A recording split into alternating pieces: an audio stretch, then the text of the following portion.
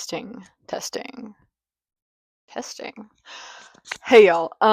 I've tried this several times. The first video was just not good that I recorded, and then um I spent an hour, a literal hour, on the next one that I did that apparently the audio is corrupted the entire time, or it wasn't working the entire. So hi. I am Claire. Nice to meet y'all. So I don't really know where I'm gonna go with this. Um so I really love to read, and obviously that goes to reason. This is gonna become like a little booktube video. This is gonna become like a booktube YouTube channel, I guess. Um, but yeah, I love to read, and I've always loved to read. Fell in love with it in kindergarten when I read The Word Stick Ran for the first time. It was really fun, and so I fell in love with it immediately. In first grade, I did have a teacher who told me that I couldn't read multiple books at once. Unknown to her, I had undiagnosed ADHD for most of my life, and so it worked perfectly for me, but she assumed that I couldn't concentrate on all of the books, which is true. I couldn't concentrate on all of the books, which is why I changed books when I got bored. And she just simply couldn't comprehend it. So it took until college, and college was the one that, like, I had to deal with that, like, difficulty of reading multiple books at once, while also learning, hey, I can read multiple books at once, and that's okay. And then I also used to have a really bad penchant for not finishing books, and I say like it was a bad penchant, but it wasn't exactly like. I think it's valid to not finish books that you don't like. But I was like, I never gave books a chance. I gave them the first 2 pages, and then I just didn't give them a chance. And so in like junior high, my brother saw that I was rereading the same book that I've read 1,000 times. I don't even remember which book it was, but he gave me the book Divergent, said I had to give it 100 pages and then I could say no to it. And I loved Divergent at the time because, I was a teenage junior high girl, and of course I loved Divergent. So I read Divergent and then haven't been able to reread it since. And so that is kind of what happened um, in the initial stages. Kind of fell out of love with, like, never really fell out of love with reading, but stopped reading for a while, or stopped reading in the same capacity. Was very much a mood reader, but like much worse about mood reading than I initially was. Read a lot of fan fiction. That's where I did a lot of my reading for quite some time, and then slowly started to fall back in love with it when I discovered Goodreads. One of my best friends in undergrad was a literature major, not like English literature, like specifically just like all types of literature. Um, so I read some of the books that he recommended, hated most of them. But that's kind of like where it all got started, and read a couple of books that were recommended to me by professors. And so, like, in my senior year of college, I really started to fall in love with reading again. Um, More about me. Hi, hello. I'm married, and I love my husband, and he loves to hear me read, and like hear what I'm reading, and all of that stuff. But poor man is in the middle of comprehensive exams, or like he's studying for comprehensive exams, and so just him being in the throes of that, I don't want to like talk to him more about words. I think he's kind of tired of words right now. So that poor guy. Um, so yeah, I studied a lot of different things in undergrad. I started off as an English major, mostly in part due to the fact that I loved To Kill a Mockingbird and I wanted to read a lot, and so I started off as English lit, and I hated that. I added journalism to add more writing into the mix, and I hated that. And that same semester that I was both English and journalism, I had to take my prereq um, non-major history class, and it was in an area of history that I never really thought that I would enjoy, and it became one of my favorite. It wasn't one of my favorite topics. It was my favorite subject that semester and my favorite class. So I switched to, majors to history, fell in love with history. That was a great decision on my part. And then I added professional writing at the suggestion of my journalism professor. And didn't like professional writing, but I like what the doors have opened for me have done thanks to that degree. Um, so yeah, like I'm very happy that I got that degree. Um, and so let's see what else about me. I'm going to talk a little bit about history because I was doing this in the initial video that I had to re-record, that I am re-recording because that got messed up. And my phone is dying and I have a class tonight. Um so I was a history major, as I said, and I did not think I was going to go into like more history. I remember looking my favorite professor in the eyes at one point and saying, I never want to be a historian. I don't want to go to grad school. I hate historiography. I'm not going to do it because most people did. And for those of you who don't know what historiography is, it's how historians write history. It's all of the preceding things within your field. And so it's easier and harder if you're like in something super well researched like World War II. The problem is if you're like getting a higher degree, you need to find an angle that no one has discussed yet. And that's really difficult to do, especially when it's super well researched. And then you have the issue that I had as a master student, because we're going to get to that, where no one researched the thing that I researched. So I had to find people who were tangentially related to my subject and say, oh, look, they missed this thing that they weren't actually going to talk about at all, but they missed it. Oh no. And that's essentially what historiography is that you're looking at the prior people who came before you in history and you're explaining either why they're wrong or what they're missing. So my husband is a really good example of this. He wrote something about colonial history for his master's thesis, and the main thing, there was only one other historian who talked about the same thing that he had talked about. And so what my husband did, and he figured this out thanks to reading primary sources, is he found out that the guy totally misrepresented a lot of the primary sources. And so my husband had a really easy go of the historiography because the main person talking about his topic, he was just like, this guy's wrong. Here's why. And so he's just like, this guy's wrong. I'm going to briefly explain why he's wrong. But then I have this entire thesis that is going to prove why he's wrong. And so that is an example of historiography. And like my master's thesis was over like the show MASH. And it's like, so I'm a leading expert in the show of MASH, which is like really fun for me. And my homework was watching TV, so this was amazing. But for me, like, I had to try and find anyone who had talked about it before as like a secondary source. So like they were analyzing the show and like anything else that the actors had engaged in. Um, and I had the luxury of, you know, streaming and the internet, and this guy didn't. And so there was one person who had. So I was reading through that and I was like, oh, he's wrong. He's blah blah blah, like this thing and this thing, XYZ. He got these details about the episode wrong. He misquoted this person at this scene in this episode. This never happened in this episode, actually. It was in the following episode. So I was able to like really nitpick. And then I also was just like, yeah, he was wrong about everything on like the mental health portion of it. And I was like, this show is very anti-war and it's known for being anti-war. It's not pro-war. It's actually quite even anti-military, um, and anti-establishment. Like that's kind of what the show's popularity was. So that was most of my historiography for my master's thesis, and um, then I also talked a lot about like other historians of entertainment. So like it's just that's what historiography is. It's super boring.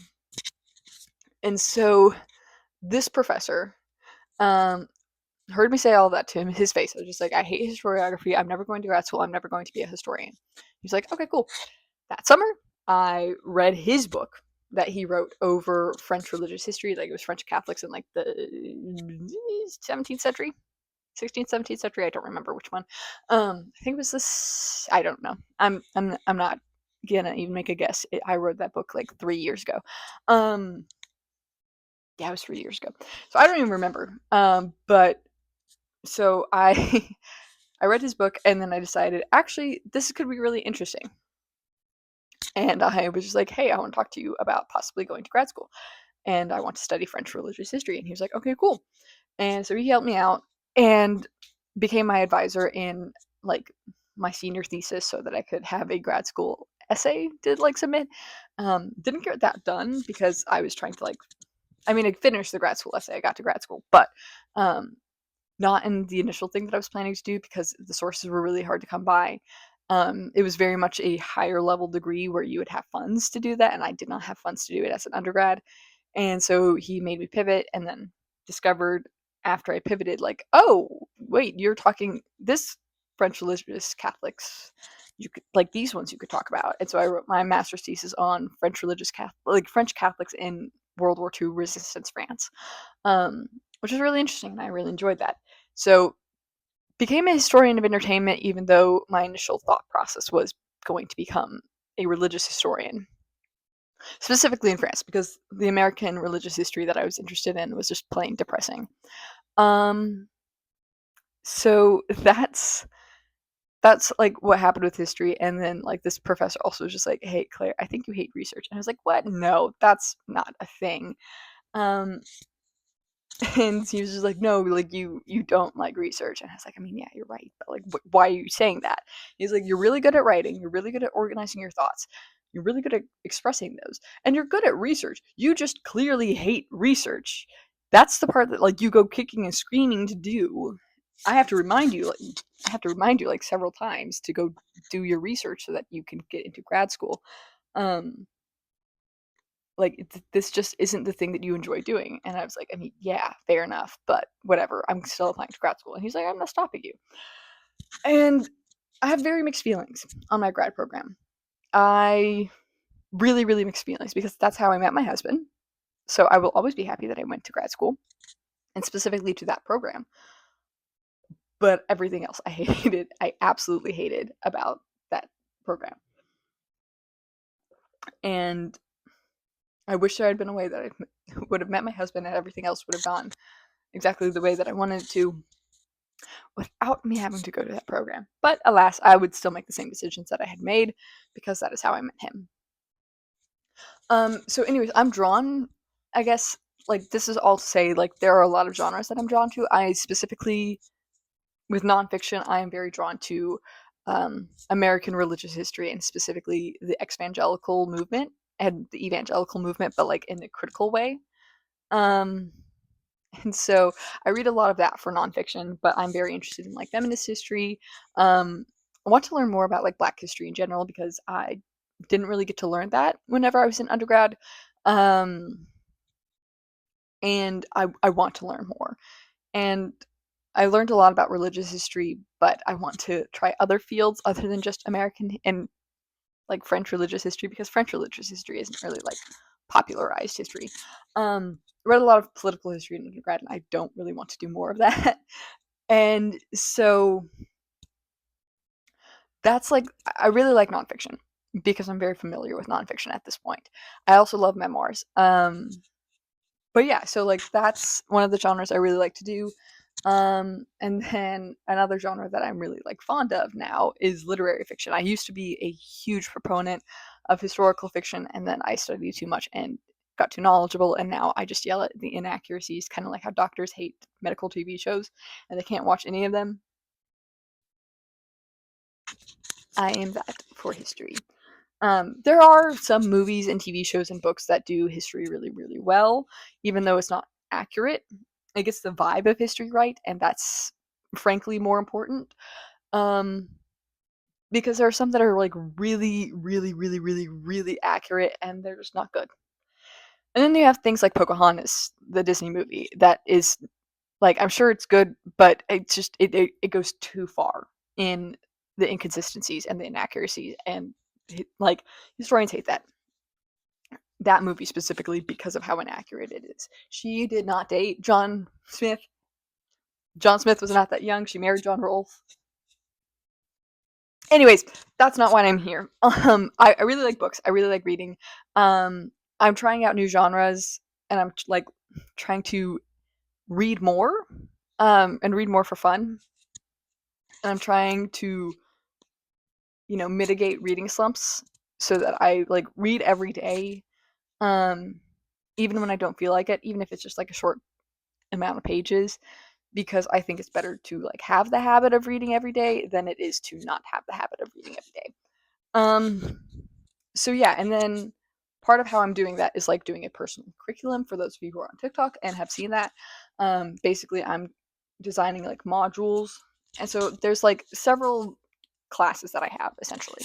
Um, but a lot of them don't have reading. There's the Science 101 that I just have to read some science book or something about science, like actual science, before the end of the year. So like I'm not really super engaged on that one right now. I am doing a PE credit in quotes, and that's just me swimming a lot. And so in October, I really want to swim 2 miles. Like my goal is to reach 2 miles of swimming. Um, and the reason that I do swimming instead of really any other workout is I really hate the feeling of myself sweat. Don't know why. Actually, I do know why. It's because I swam most of my life as a competitive swimmer, and so I got very familiar with sometimes my face gets really hot when I'm working really, really hard, but I can't feel myself sweat because the water is on me already. Um, so I really like that. That's my favorite thing, is not feeling myself sweat. I also don't like running for a lot of reasons. Also because I run very flat-footed, so it's really hard on my knees, and also men, and I live in the South. So I don't really want to do the treadmill because that's really, really boring, and I, again, can feel myself sweat, and I don't even have the luxury of looking at, like, nice nature, and I live in the South, so I can't really run anyways because it's hot all the time. And I mean all the time. It is like today's September 30th and it is like 90 degrees. Today's a cool day, frankly. I actually don't know how bad the humidity is, but like today is like not that bad of a day. I'm willing to bet that like we're gonna get one 70-degree day in October. And I'm betting it's gonna be like mid-October. And then we're gonna be back to like high 80s until November. Because that's usually how it goes. So like I live in the South. There's like 2 weeks a year where it's nice to run outside. And I'm not, because I'm not waking up super early and I'm not running at night. Um, so yeah, I swim. And I'm pretty familiar with it. I have good technique. I just don't have endurance anymore because it's been 6 years since I quit. And I have not swum consistently since then. So I don't have any of the endurance that I used to have. So what used to be like really easy and a normal practice for me is now not common. So yeah, and so like that's my like other really big curriculum class. I'm taking a paralegal certification class that is so that if my husband and I move to a different city or state, I will have a better ability to get a job um, than I would with like editing because that's my current job. And I'm very lucky to be at the press that I'm at now because it's remote and I really appreciate that. Um, but editing as a whole does not pay really well. In fact, editing pays quite poorly. Um, so yeah, I am trying to find like something to like help with that, so that my husband and I have a better dual income in the future. So I'm in a paralegal certification class, and so this is how I know I don't miss homework. I really don't miss homework, and so I thought I was free from it. But apparently I'm not. And so yeah, that's one of them. And then like I have an elective which is like spending more time with friends and like ideas for that and like, making like call schedules with them and um one like monthly curriculum thing for the elective is like getting my life together, which is just doing chores and cleaning up a lot more frequently, being an adult in the ways that I really try to avoid. And then there's baking more and making mocktails. I want to learn how to make more mocktails because I really like mocktails and it's just fancy juice, but I want to do that um, because Shirley Temples are great, but I can't just do Shirley Temples. Um, So yeah, and then I also have the big important one, the whole reason this channel is going to exist, and that is the literature review. Sorry, my voice kind of hurts because I spoke for an hour and then the video didn't work. So yeah, my voice doesn't is not usually like this raspy. My tongue kind of hurts. But it's fine. It's fine. I just won't talk in class. It's fine. So my literature review is going to like have different modules per month, because I'm going to be like doing something different each month. And remember how I told you guys that I really, really like religious history for my nonfiction? Like that's usually what I'm drawn to. I really want to know more. So that was one of my modules for September. Was and I had a couple of other ones.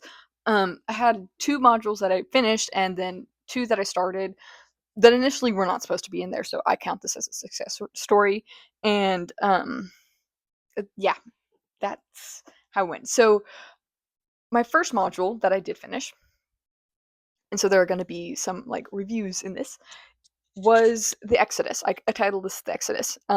Why evangelicals are leaving the church in droves, or like to slightly alter it, titling it the Exodus: Why People Are Leaving the Evangelical Church in Droves. And so there were two books that I read for this module. The first one was called The Evangelicals: Loving, Living, and Leaving the White Evangelical Church by Sarah McCammon. And that one was my favorite of the two that I read. And I rated it 4 stars because there were just some days that I didn't feel like reading it, not because it was a heavy topic, but because I was bored.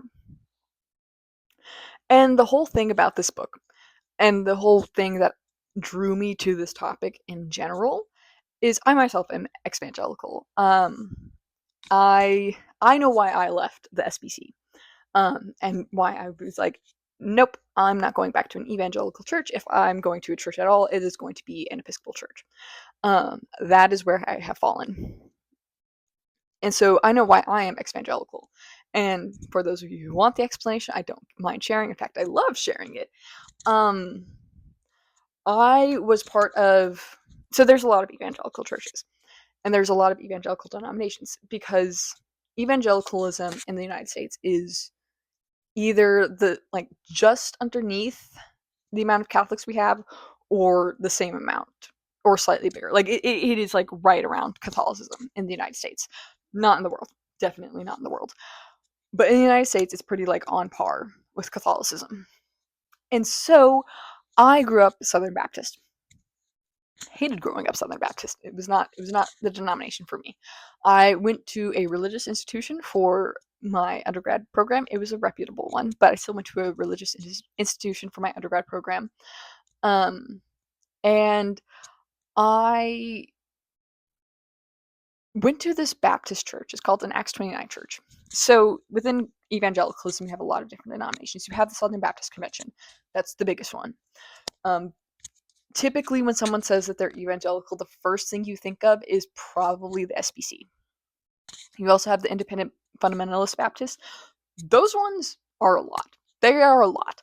Not the people themselves, especially the people who left, but like I'm talking like the theology is just I don't like it. You have Texas Baptists, and you have a lot of like state specific Baptists. But not all of those state specific Baptists are evangelical. It does change. And then you have the Acts 29. That one's a weird one. I still frankly don't quite understand it. And I was in an Acts 29 church. And you have Church of Christ. Pentecostals sometimes fall under evangelicalism, sometimes they don't. Same thing with Mennonites. Sometimes they fall under evangelicalism, sometimes they don't. It's all just kind of like up in the air. But Church of Christ, most Baptists, and most non-denominational churches are evangelical. Non-denominational is usually just Baptist, like for young people, or Diet Baptist for young people. There's not They're not only started by a Baptist who left the Baptist church. They can be started by like any denomination. They're non-denominational, but they typically align most with Baptists. And anyway, so I know I left, and so I was at a small Acts 29 church in my college town. And so I was there for a while. And so this all happened in 2022 when I left and went to an Episcopal church instead. And so I'd been having issues with the sexism that was present in the church that I was at, and just like in general within evangelicalism. I was starting to get really frustrated with it. And I also was getting frustrated with the idea that women couldn't be pastors and women couldn't be deacons, even though my church like allowed women to speak in church and like read the Bible and like, you know, have a greater role. They weren't just, you know, the music people. They were, or people in charge of the kids. They had an actual role that they could play in the church. But it was still, so like it was liberal theologically compared to most Baptist churches, but it was not liberal at all. Um, and so I was really frustrated. And I was like, I personally don't understand why women can't be pastors, because women were the first ones to proclaim the gospel, like proclaim that Jesus was raised from the dead. And I also had a lot of people tell me within evangelical circles, like, no, no, no, that's so that, you know, they would know that they weren't lying about the gospel account. Like, that's why, like, it was included because in the written account, that's how you know that they weren't lying. Like, they wouldn't refer to an unreliable witness. And I was just like, God doesn't, like, the God that I was raised to believe in does not treat people like insurance. That's dumb. And so there was that portion of it. I had reached a point in my life where I was just like, oh, anyone can come to the cross. And whenever I was referring to, you know, criminals, that was fine. But the moment I meant gays, that was clearly bad. And I stand by it. I think everyone is welcome to the foot of the cross. There's no exclusion there. But apparently that was a hot take, and I shouldn't have had that take. And I was like, that's dumb. The whole thing that you're citing is a maltranslation. It is not a mistranslation. It is an intentionally bad translation. I digress. I would have to ring my husband in because he knows a lot more about the historical aspect of that than I do, but he has cited his sources and I have checked his sources and they are accurate. So yeah, that was a portion of it, and I noticed the Christian nationalist side growing stronger, and I really didn't like that. And my stance is even Jesus rejected Christian nationalism, or like nationalism in his name, because, you know, Matthew 4, the temptations. So I was just like, I don't like Christian nationalism. So there was like a lot of boiling points. And I also had a friend in undergrad who was very conservative evangelical, and like both theologically and politically conservative. And he was very pro-life. And I'm not telling anyone what to believe or what not to believe. That's not what I'm here for. But my issue was, and I think a lot of people should take issue with this, regardless of where they fall most of the time, is he did not believe in abortion even for medical emergencies. And when I asked him, well, what about ectopic pregnancies? He said, I think a woman should carry it to term. This man with zero uterus and zero understanding. My sister is an OB-GYN. My father is a doctor.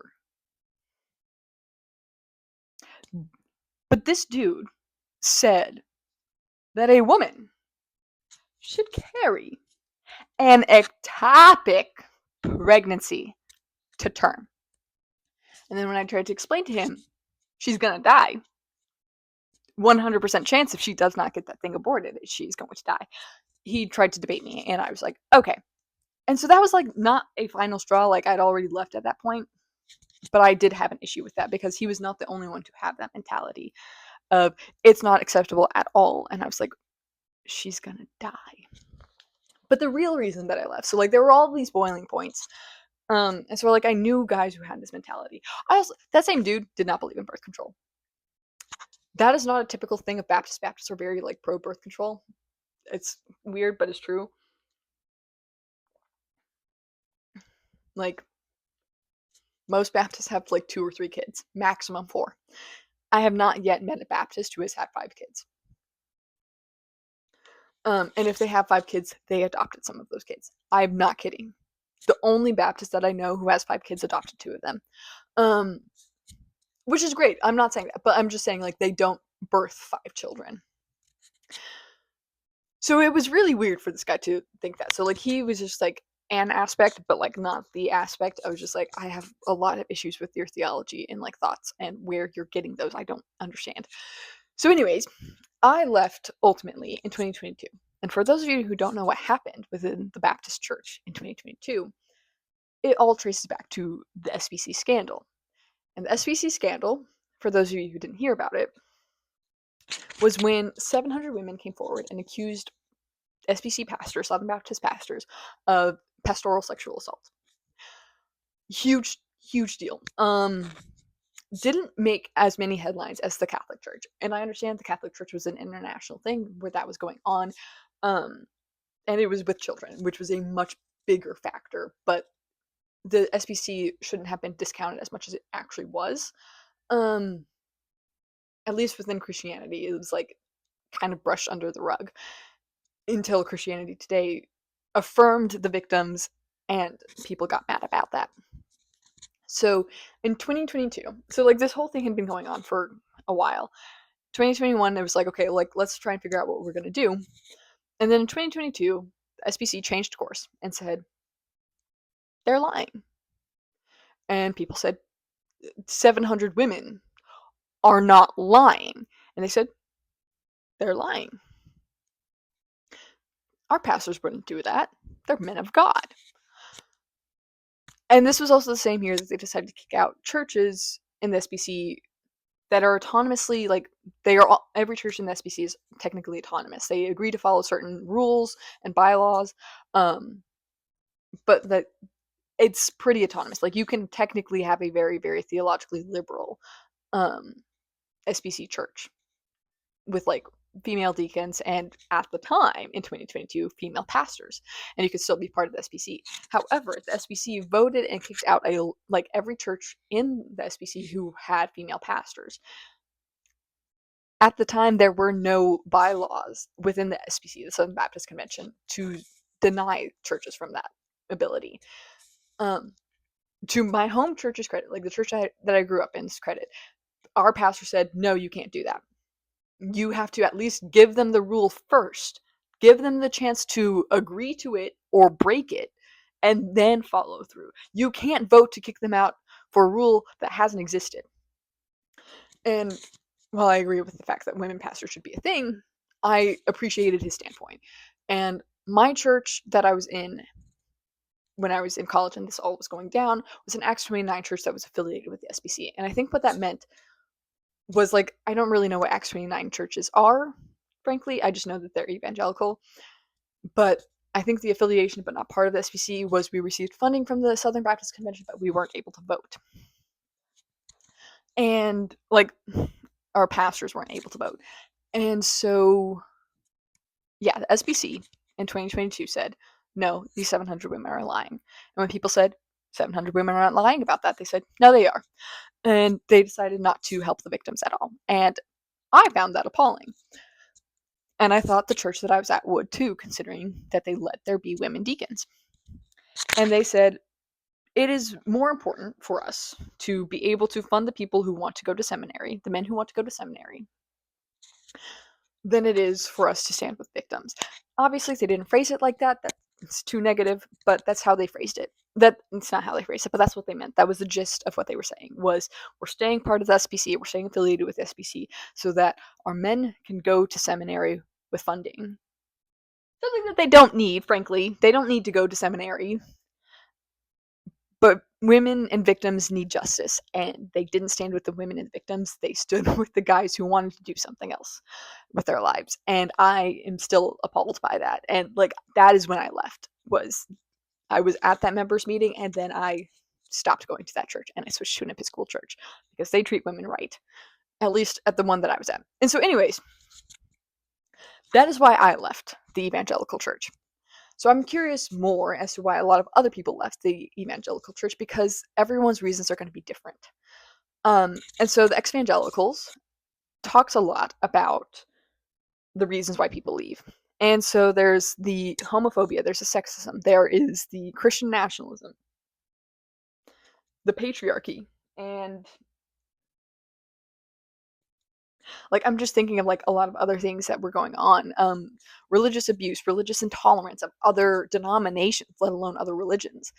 And, like, James Dobson, like, for those of you who don't know, he was the founder of Focus on the Family, and for those of you who don't know what Focus on the Family is, it's just an evangelical organization that parents use to like raise their children and like learn about parenting styles and, you know, train up your child in the way that they should go, and when they grow old, they will not depart from it.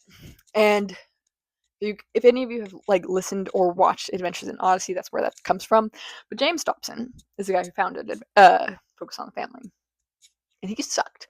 And basically, he was a big proponent of corporal punishment, even for people like for kids as young as like 18 months.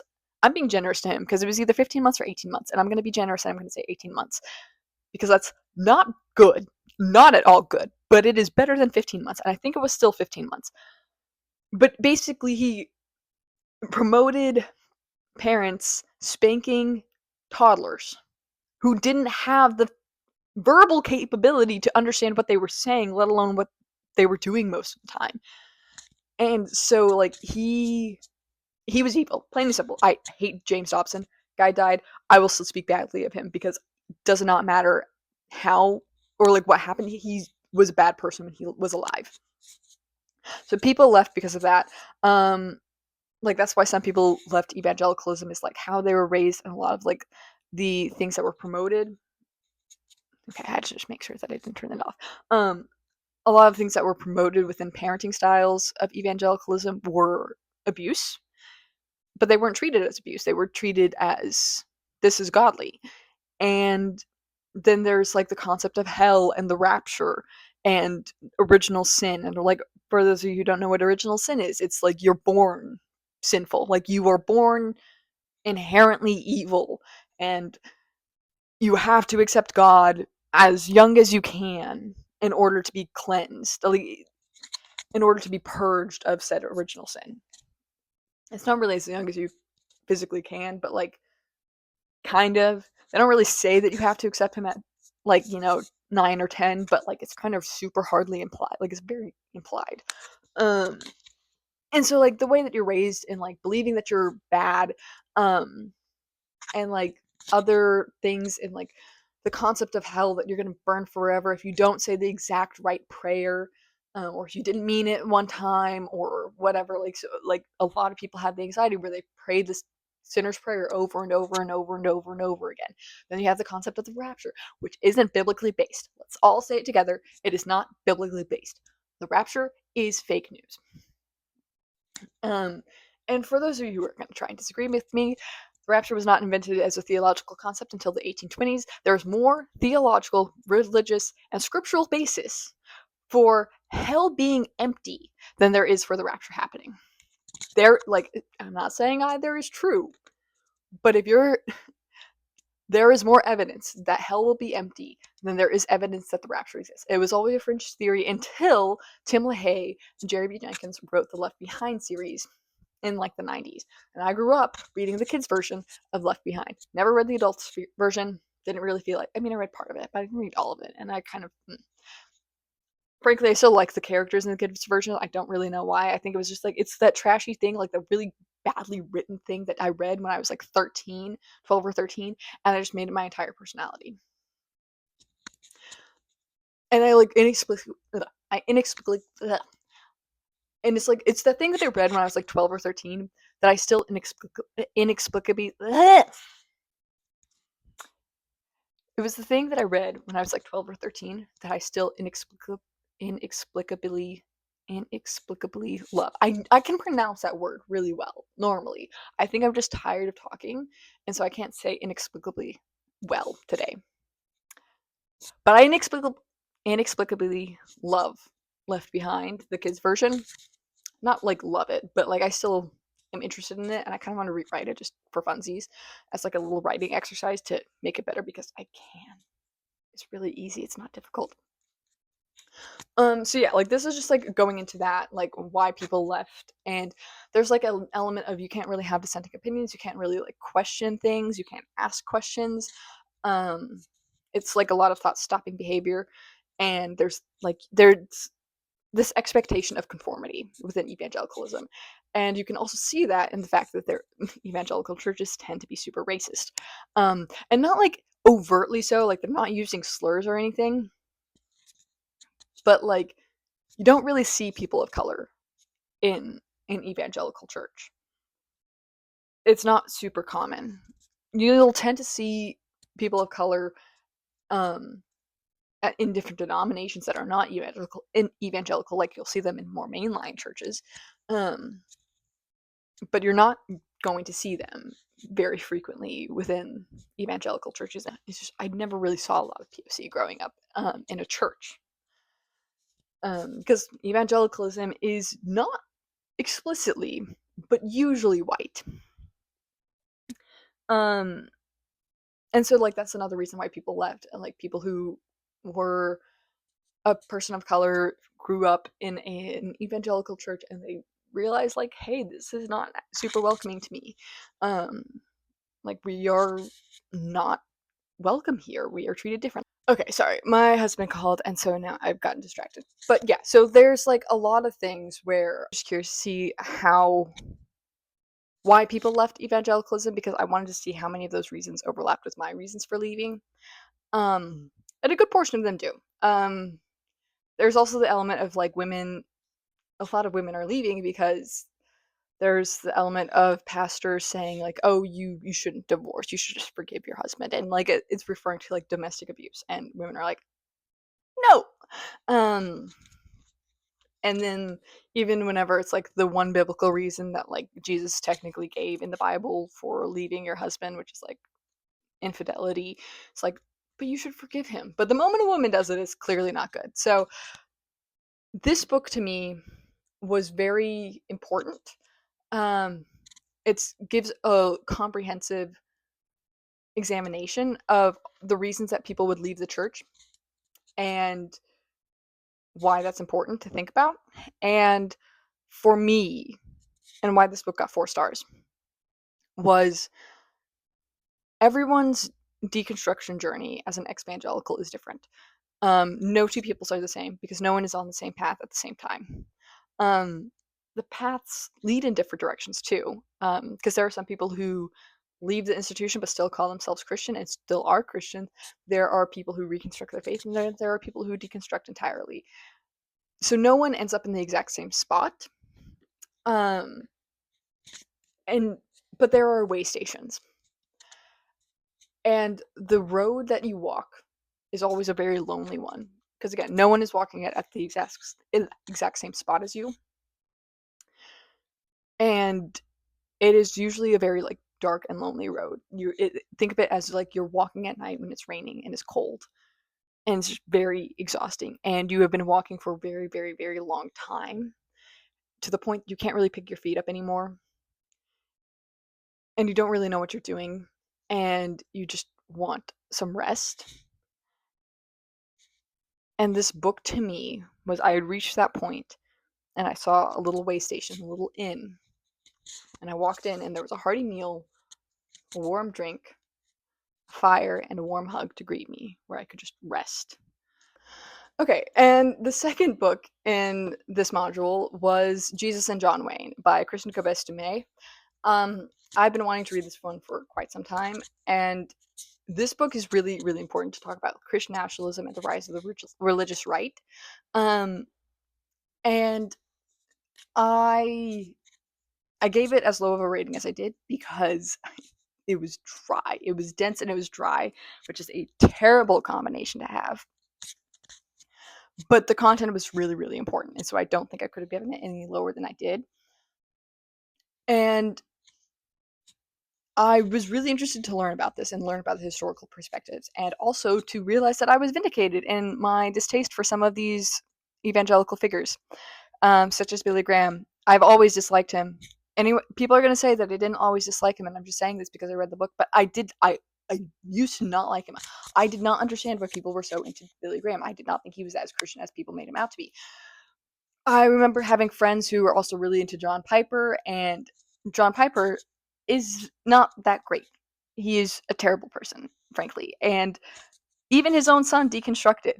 I think he's still a Christian. I'm pretty sure he's still a Christian, but he is deconstructed. And this is mentioned by Sarah McCammon in the Evangelicals. But so John Piper, Billy Graham, and then you have like people like Mark Driscoll, who no one ever claimed was that good of a person. And like you have others, obviously James Dobson and Tim LaHaye, the author of Left Behind, they're both mentioned. And this book really talks about how we ended up in the situation that we're in with Donald Trump, both presidencies, and how that came to be, and how influential politically the religious right is, and how they have co-opted what Christianity has always been meant to be. Because in Victorian times, masculinity was reflecting Jesus, that humility, that meekness, that partnership, that willing to work with people. Um, the love, joy, peace, patience, kindness, goodness, faithfulness, gentleness, and self-control. Like that's what masculinity used to be. But what evangelicals have since made it to be is, rugged. It's John Wayne, who is a coward, by the way. John Wayne is a coward. He dodged the draft. Like, I went on a little tangent last time I tried to record this video, and I don't really have the energy to do it now. But he dodged the draft. He's a coward. He represents so many things of what he wasn't because he dodged the draft. He kept filming movies during World War II so he could dodge the draft, and he didn't fight in World War II because he kept dodging the draft. So I'm actually doing the thing. But he dodged the draft. The man is a coward, and I hate John Wayne. But what he played, the roles that he played, is like what people wanted masculinity to become.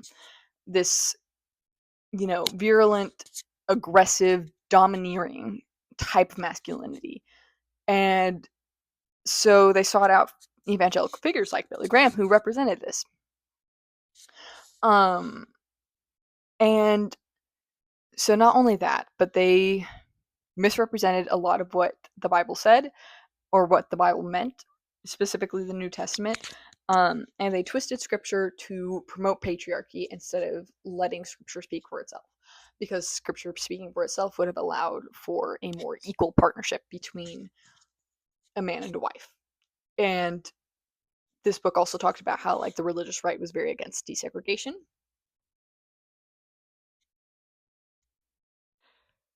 Wild take for me. They've always been against homosexuality. That's kind of been pretty consistent. But like how bad they went about it. Interestingly, they used to be a lot more pro-abortion than they are now because they treated it as an attack on family instead of just like a personal decision. So there was that element of it, and like so there's been like a lot of political influence. Like the religious right, ever since the post-World War II era, has essentially determined the presidency. And there's a song called "Hymn for the 81%" because 81% of evangelicals voted Donald Trump in. So 81% of 81% of evangelicals voted for Donald Trump in 2016, and the number was roughly the same in 2020 as well. I don't know what the number was in 2024, but 81% in 2016. And the evangelicals are the reason that Trump got elected in the first place.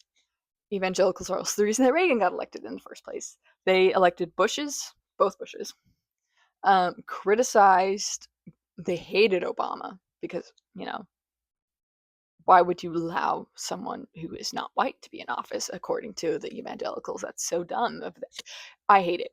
But they were very much against like Clinton and Obama. Like they had a lot of criticisms against him, and basically any conservative criticisms you could think of against Obama and Clinton, that's pretty much what they had. They claimed that Jimmy Carter was too meek, too humble.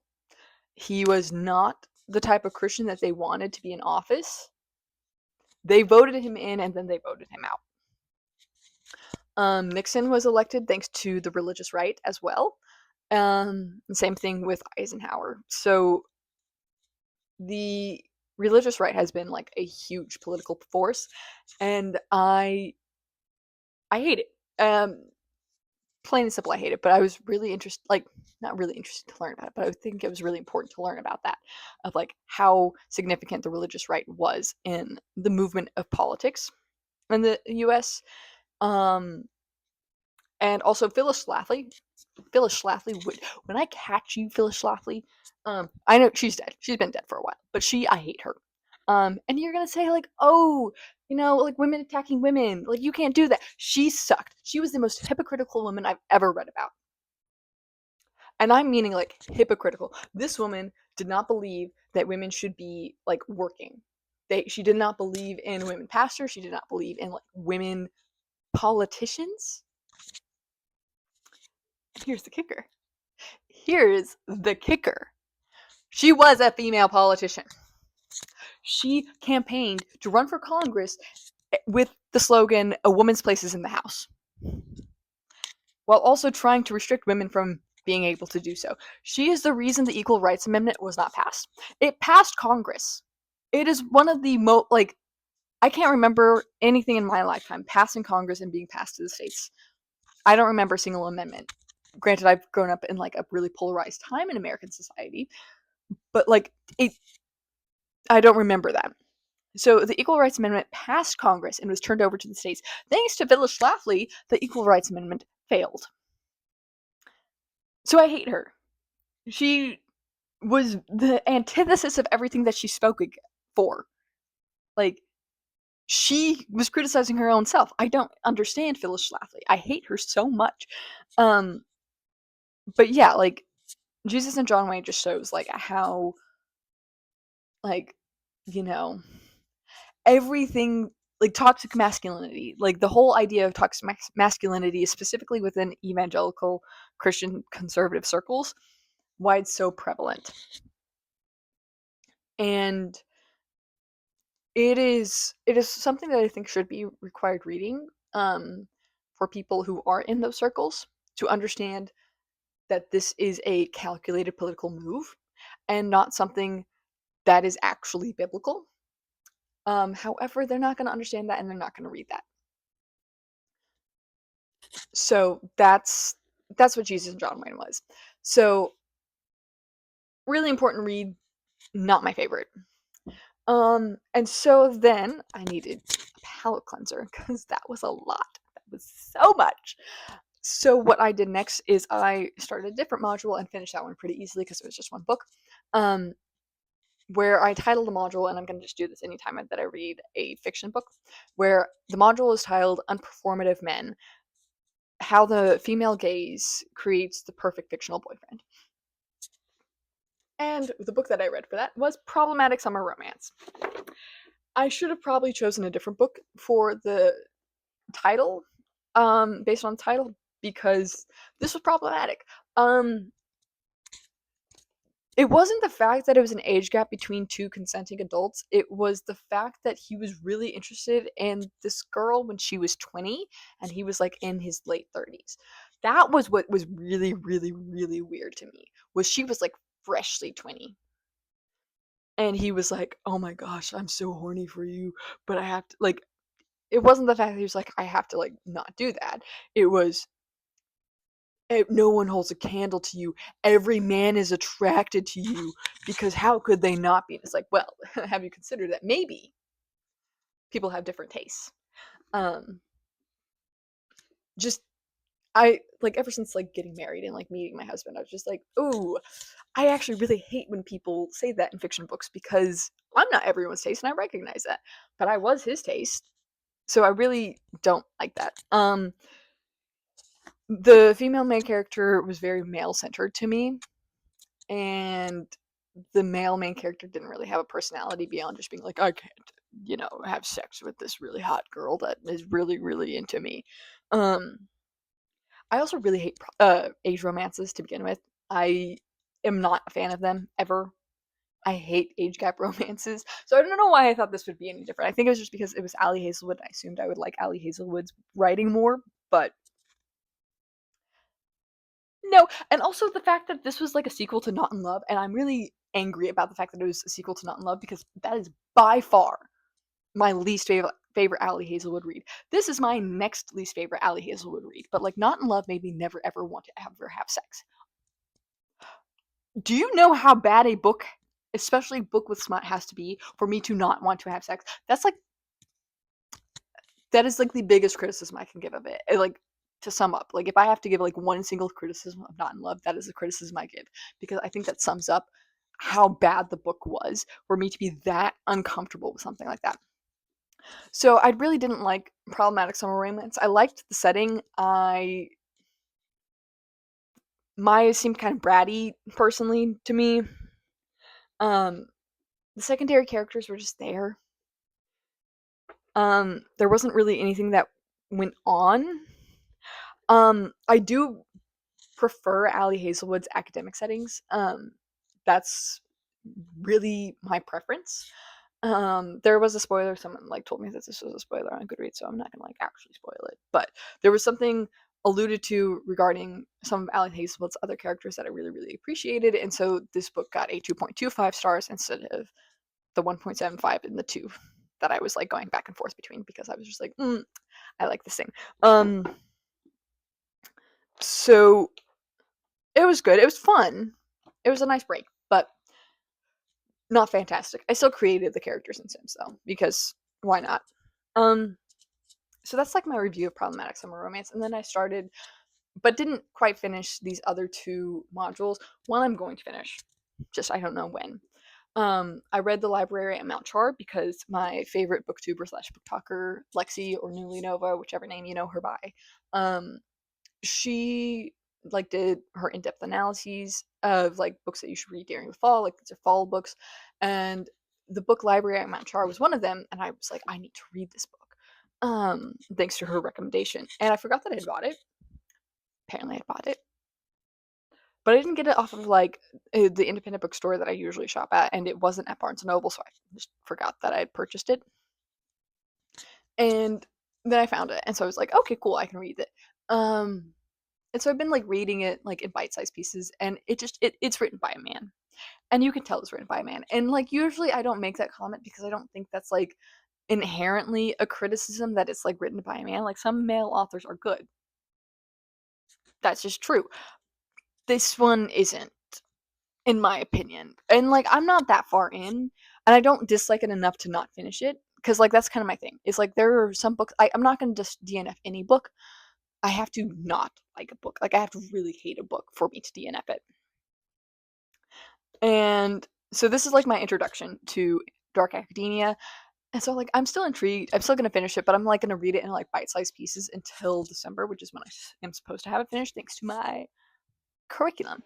Um, but yeah, so I think I'm like on page 90 something, 99, close to 100.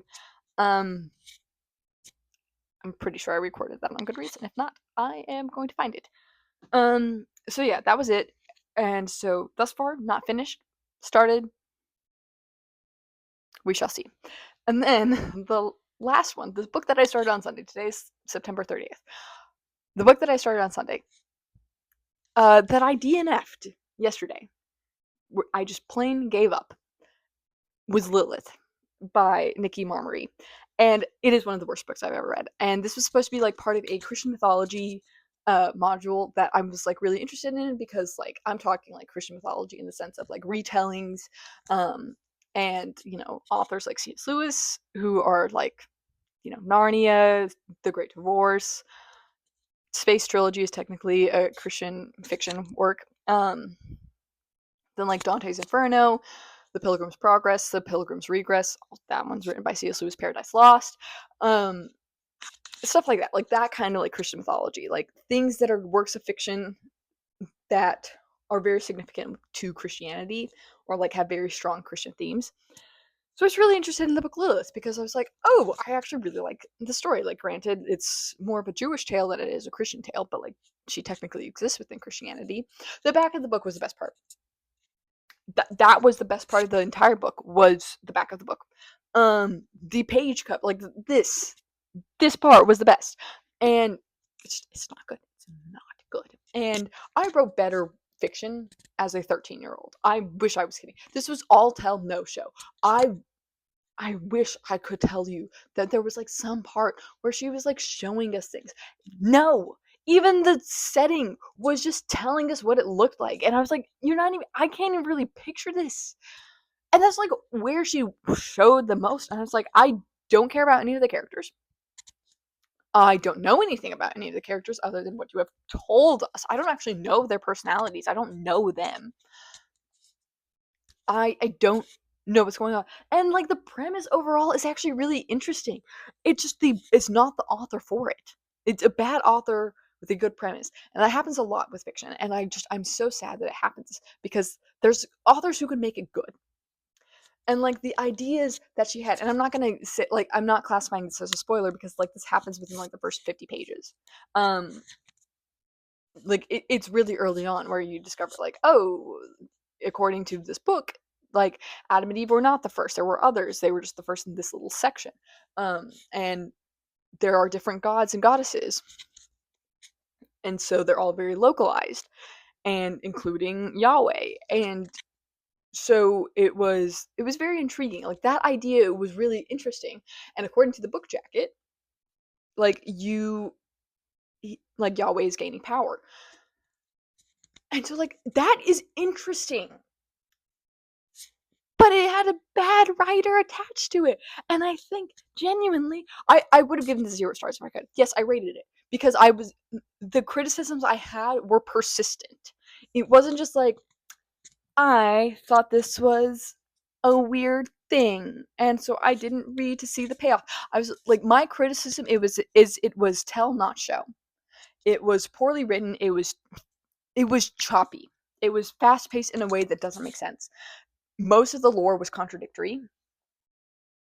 And she couldn't piece together a way to use the Genesis story with her retelling of the myth. And so I'm just like that it makes no sense. I have rated across every platform that I used. Pagebound I gave it 0.5. Storybound a Storygraph I couldn't like actually rate it because I marked it as DNF.